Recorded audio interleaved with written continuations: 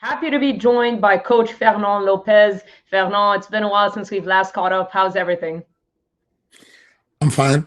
Just landed coming from vacation, so still have that, that happiness and that, peps to go to start working. Yeah, now the UFC is returning to Paris. I know that's always a very exciting time for you. We have Daria, we have William Gomez, but no Ciryl Gane. I think a lot of people were surprised. They expected him to be the main event. So, what can you tell us about kind of the discussions? Was the plan to have him there? Because now obviously we're hearing that he's going to fight in Abu Dhabi. So, what happened there? The plan was to fight in Paris. The plan always been to fight in Paris, but what happened is that very late, like I think that was last week or some I had a call from UFC saying to me that they have they need Ciryl Gane in Abu Dhabi and yeah, and so they need Ciryl Gane in Abu Dhabi, and they think that it makes sense for what they have for Ciryl to fight Volkov because he's the more ranked guy that they have free now, and that can make sense for him to keep going forward and try to see what can happen for him next. So and we say yes because Abu Dhabi is many advantage there. And never fought a big fight in Abu Dhabi. So going back in Abu Dhabi with a pay-per-view fight card that's better than the fight night. Also having that challenge that bringing Volkov because any fight the fight is not will not be the same. I think the Volkov that we will see is someone who evolved already. So there was a challenge about Volkov, the parts to go to the same thing that everyone looking for, which is going for the strap, for the gold, for the belt at some point, and having a better fight. So that schedule was just perfect. Knowing that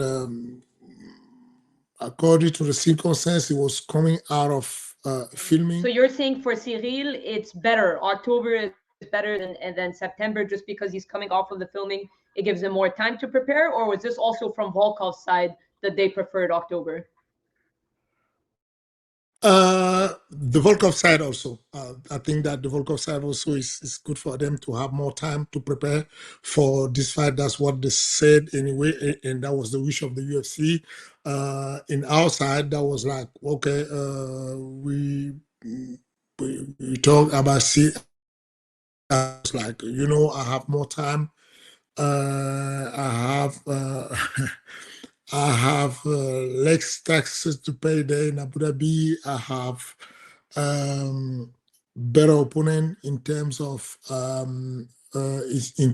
ranking and being close to the top. So that's the fact that makes sense for us. Yeah. And before we talk about Volkov, any disappointment from Cyril's side or your side that it's not Paris? You guys had two amazing moments in Paris with Tai Tuivasa and Sergey Spivak, two of Cyril's best performances. You know, he is kind of the face of MMA in France. So any disappointment from your end or Cyril's end? Or do you guys feel like, okay, you've had those amazing moments in Paris before, it's okay this time if you're not part of it? Like, do you almost feel like it's weird not to be a part of it? No, no. To be honest, like I said to you, if we go back like 2 weeks ago, we all was like 100% sure that we go and fight in Paris, and that was the fight that was making sense for us. Paris is always the home, the place that you can give it all and have the audience helping you, pushing you. No, the thing is that first of all, the UFC don't need Ciryl anymore in Paris. Like you need to get at this point is that we have what they're looking for. The UFC they can sell ticket in Paris in 5 minutes with that. having even announced any fight. Like officially, there's not even any fighter announced yet in Paris. No one, UFC never didn't announce yet any fight officially, but they did sell all the ticket. They had the sold out. So that's the first thing. And the second thing is that when a dog get close sometime and then you can see the window open somewhere and try to analyze and think about what you have there. And that's why I'm saying to you that Middle East is a new market. Middle East is something good, good. The timing good. Yeah, and you know how it works when you achieve something twice already and you did it good, you don't see how you can do better than that. And I think that Ciryl will come back in Paris with the probably the better fight than that the one that we could have in Paris. So that's what I'm saying, that Abu Dhabi right now in this timing is the good thing for Ciryl, and this is what we are rethinking the Ciryl team. This is what we thought, that was the good timing because of the opportunity to fight better opponent. A lot of people, when Volkov was the name that was brought, they were surprised because the first fight, I know it was a while ago, and I know Volkov has looked good lately, but Ciryl, it was a pretty kind of dominant performance that he had against Alexander Volkov. So rankings wise, I understand that when you look at the rankings, but what was your guys' reaction when they brought you Alexander Volkov? And is it hard to kind of get motivated considering that Cyryl's first performance against him was very good? To be honest, that was a disappointment for me and for the team, because in our plan, we was preparing Almeida. We didn't have any proposal coming from the UFC for Almeida, but because Almeida was pushing so hard on the media, on the social media, we was like, okay, you know what? I think this is the guy that we will go and fight. And even during the 3 months of the movie, Ciryl was committed to the filming like 8 hours by day. But the first hour of the morning, as soon as he wake up, he was doing conditioning training, and by 9 p.m., by 7 p.m., he was doing ground game and sometimes mid workout. So we was very we were very we was very focused on training, preparing the game of someone with a good level of wrestling and grappling, like Curtis Blade, like Thomas Finaro, like Almeida. This is what was our plan. Like everyone, like most of fans, they want to see Ciryl get challenged. They want to see him. They want to see the kind of fight that Ciryl offered on Paris when he fought against Spivak. Because Spivak, remember, before the fight, the odds were very good for Spivak because of the judo, the background of grappling, and what it can bring us like danger on Ciryl. And there's a kind of challenge that Ciryl won, that the kind of challenge that I want and all the team want, and this is what we was preparing. That's why even the day before the rumor get out about Ciryl fighting Volkov, remember that Ciryl had that interview on Canal Plus where he said that for sure I'm going to fight in Paris, because what I was talking with the matchmaker was Paris, Paris, Paris, and I was keep pushing like, what is the name? What is the name? And they couldn't tell the name. They didn't have a name. And that the day, I think there was like July 11. On July 11, that night, that night, that was the night that was RSFC, I remember. And at that interview, I just called Ciryl. After that, Ciryl just had the interview saying that he would be fighting in Paris. I just called him and said to him with Volkov. And he say, and so we had the meeting, talk about it, and we thought that that was a good option because we had a name. We had a destination, we had a name. And Paris, we knew that we can fight in Paris, but we had no name. So first of all, first thing that hit you is like kind of disappointed because game changed, because you used to be in Paris, you want to have the family, William Gomez, Daria, Ciryl Gane in Paris, like we always do. Whenever we have a fight in Paris, MMA Factory will bring like 3 or 4 guys from the team in Paris. And then you think twice and you're like, okay, what happened in Abu Dhabi? And then you know that in Abu Dhabi, you will find someone more ranking, you will find someone stronger, make you okay. And this is what the UFC want also. It's not, everything is not dependent on us, on the management or the fighter. It's also what the UFC want. And that's what I'm saying to you. Yes, a little bit disappointed, but this other fighter are not going anywhere. I'm pretty sure that Ciryl will fight all of them. Ciryl will be fighting at some point. He will fight Thomas Aspinall for sure, and Ciryl will fight Curtis Blaydes for sure. I think that he will fight Almeida at some point. So you just have to see that win, and that will happen. And speaking of Tom Aspinall, recently he's been doing some media, and he talked about that Ciryl was supposed to be his original opponent for next Saturday.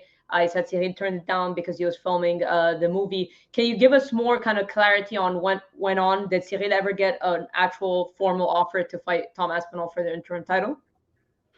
Okay, there's a lot of things going out there, like Ciryl dug some fight on this and that, and the thing that you journalists still have to ask guys is when and who made the offer, when and who.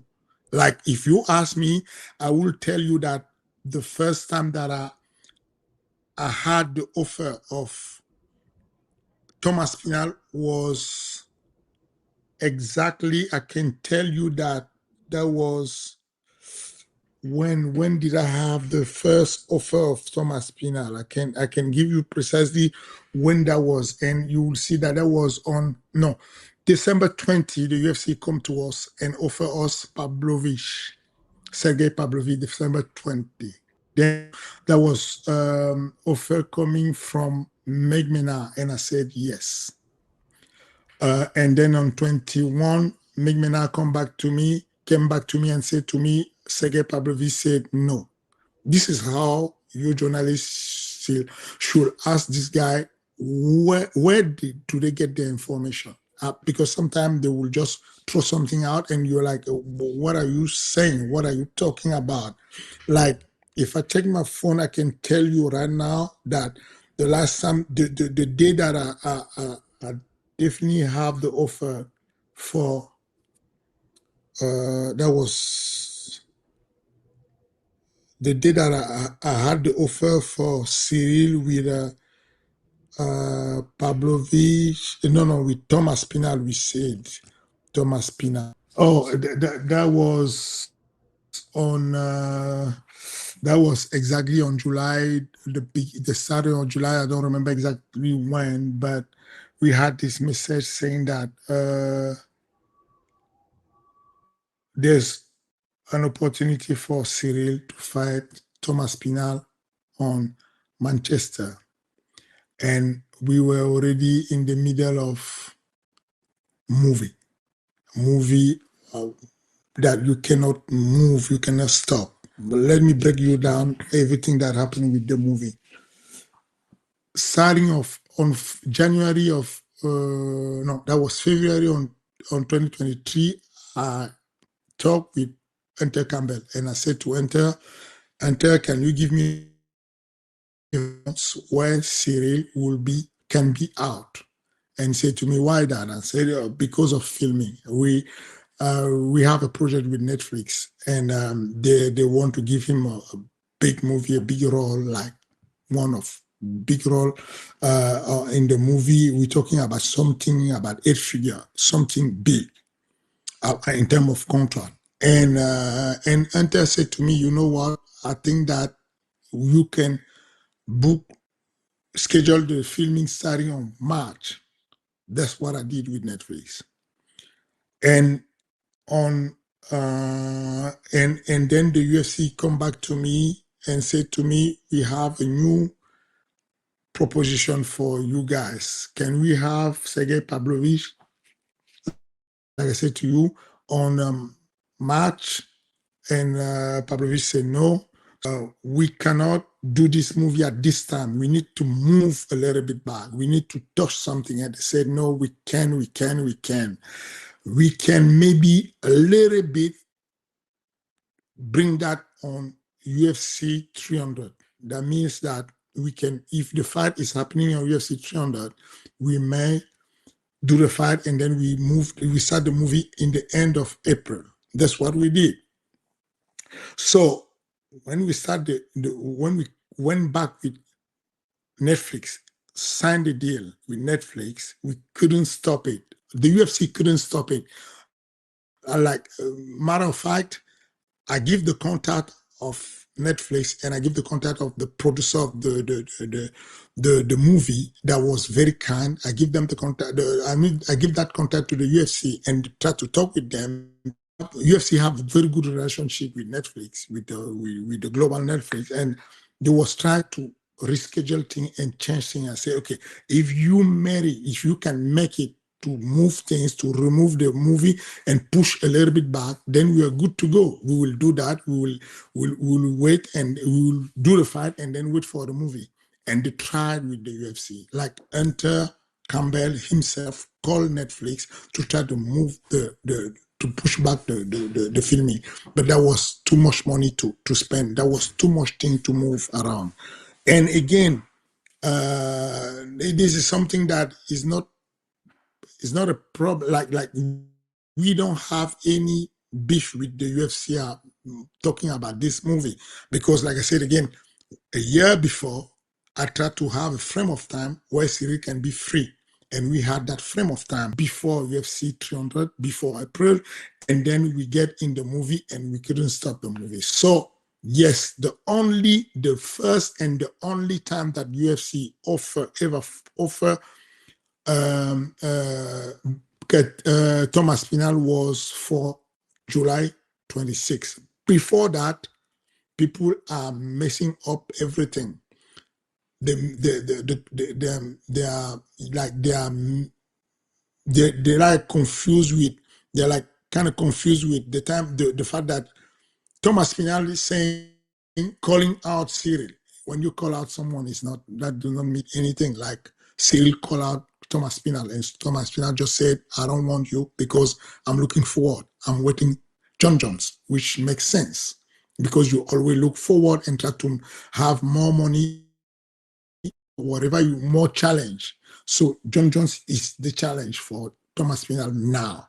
But at the time when he was calling out Ciryl, the challenge of Ciryl wasn't Thomas Aspinall, and that totally makes sense. It's not like I'm ducking you.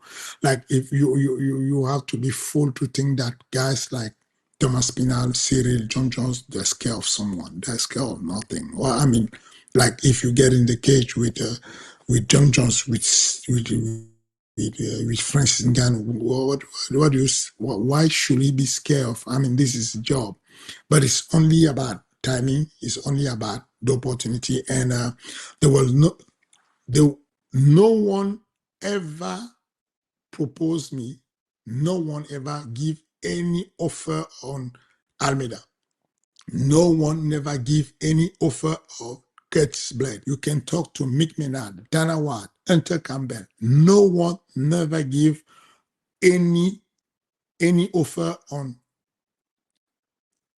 Thomas Aspinall before 26 July. No one never give any offer on Curtis Blaydes. Never whatsoever.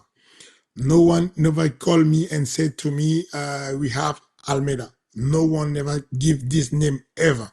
So people are just creeping and saying out that Ciryl ducking is not ducking anyone. I mean, if making a choice is ducking, then you don't understand the game.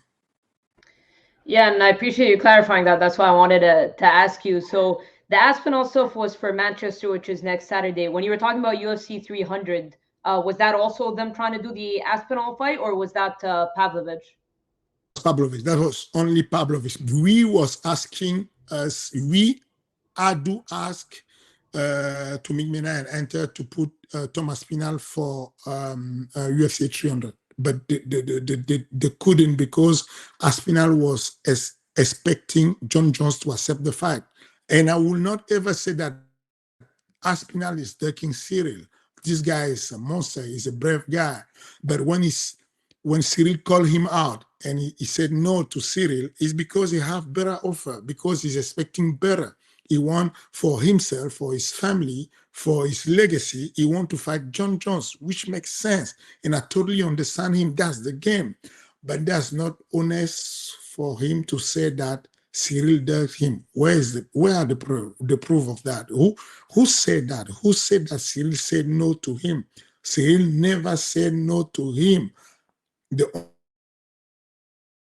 couldn't fight, and the UFC, even when they was asking, I can show you the message. The message was like, "Oh, we know that this is the frame of time that we give you to do the movie, but still we are trying. Can you let down the movie and come do this?" And this is too much. I mean, like even I mean, like Ciryl will get sued. We will get sued and go to the court and pay tons of money to Netflix to stop that movie ongoing. So yeah, no, the only offer was for UFC 300 was Pavlovich. That's it. And Pavlovich said, no, I'm not saying that Pavlovich said to me, no. I'm saying that the matchmaking said that Pavlovich cannot be available to do that fight.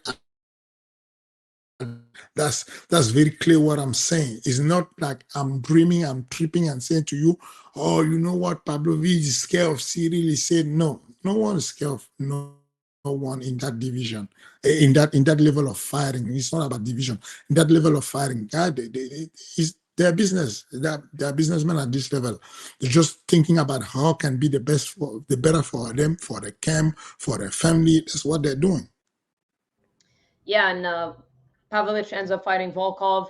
Volkov ends up winning. I think a lot of people were surprised by that. They thought maybe Pavlovich would win, and then maybe he would end up fighting Ciryl. But I wanted to ask you: is Ciryl done filming the movie now? Yes, the movie is done. Ciryl is back in Paris. This is like a week that is back in. No, this is like 2 weeks that is back in Paris, and training camp already. And when, if you can give us a little bit of information on the movie, like when does it come out? When can fans expect to watch it on Netflix? The movie will be out in the beginning of 2025, which is, I think, I'm not sure I'm allowed to do that, to say that, but the first 3 months of 2025 will be the movie will be on Netflix. Yeah. Okay, looking forward to it. Now, we talked about Alexander Volkov a little bit. Were you surprised that he beat Sergey Pavlovich? He looked great in that fight. And what are you expecting from him, if anything? Are you expecting a different Volkov when he rematches Ciryl? I wasn't that surprised. I was surprised of the performance of Pablo. Is someone who can, I don't know what happened, but he didn't seem to be in the he didn't seem to be okay. I don't know why, but I wasn't surprised because I know how good is Volkov. I remember the camp that we met to prepare Volkov, and because of the game of Ciryl being striking and being on the feet all the time, we didn't have someone that matched Ciryl that much in the game of striking. Like in striking department, I think that this is the fight that where we struggled the most. When I was preparing Volkov, I said to him, I have good news and bad news. The good news is that you are going to beat Volkov for sure. The way you fight and the style that you guys have, but the bad news is that you're going to get hurt. He will beat. He will like touch you. He will hit you because of the range, because of the volume of kicking, because of the retaliation that is immediately when you hit him, he hit you back straight away. I knew that Ciryl will come out from that fight with draws, and I was laughing because as soon as I write the game plan, that's the first thing that I said to him, like, you like to come out the fight clean. I don't think this fight you can go clean because in order to touch him, you will get touched. And so I think that thinking, Volkov is he can bring difficulty to Ciryl. Yeah, I think that the new Volkov, the one who will adapt from the first fight, will bring more possibility. And so, yeah, I wasn't surprised of what happened with Volkov, with Pavlovich. Pavlovich is someone that have heavy hands, but not that good kicks, not good on the range, not good on the way to cut the space to cut the way to the opponent. Yeah, and Fernand, I've taken up a lot of your time, so I appreciate it. One last question. With everything that Aspinall has been saying, do you almost feel like the fight with Ciryl has to happen? Like, because it would be a huge fight for European MMA in general, but do you feel like this fight between Aspinall and Ciryl has to happen? How does Ciryl feel about what Aspinall has been saying? Because I'm sure he's not happy with it. The fight Thomas Ciryl Gane is happening. He will be happening. He is happening. I mean, like, there's nothing that you can do to deflect that. They will collide. The thing that we just need to keep in mind is that if I think that Thomas Ciryl is someone smart.